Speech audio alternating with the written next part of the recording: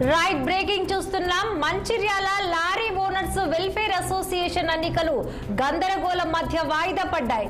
ఇక పట్టణంలోని lorry owners welfare association ఎన్నికలు నిర్వహించేందుకు ఎన్నికల నిర్వహణ కమిటీ రెడీ అయింది.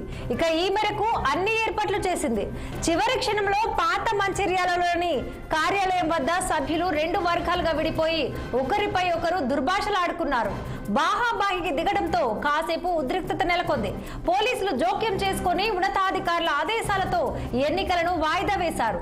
గత యూనియన్ నాయకులు అసోసియేషన్ కు సంబంధించి సుమారు 40 లక్షల నిధులు దుర్వినియోగం చేశారని సభ్యులు ఆరోపించారు. నూతన కమిటీని వేయకుండా కొందరు వ్యక్తులు అడ్డుపడుతున్నారని ఆవేదన వ్యక్తం చేశారు.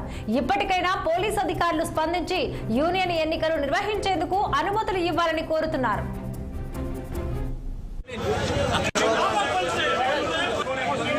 పోటీ చేసేటోళ్ళు ఇంతకు ముందు పనిష్మెంట్ పడ్డోళ్ళు ఉన్నారు.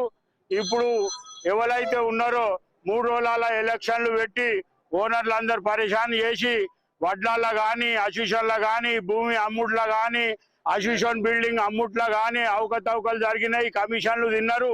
ఇప్పుడు ఎలక్షన్లు పెట్టి గెలిచి ఇంట్లోకి వచ్చి మళ్ళీ ఒక 3-4 కోట్ల ప్రాపర్టీ వాళ్ళు తినేందుకు ప్రయత్నం చేస్తున్నారు. శనివారం రోజు మేము ఎలక్షన్ కమిటీ నిర్ణయించుకున్నాం. ఆ రోజు మేము ఎలక్షన్ బాడీ కూర్చొని నిర్ణయం తీసుకున్నాం. బుధవారం రోజు ఎలక్షన్లు అని చెప్పి అందరికి ఓనర్లకు కూడా మేము గ్రూప్లో పెట్టేసినాం.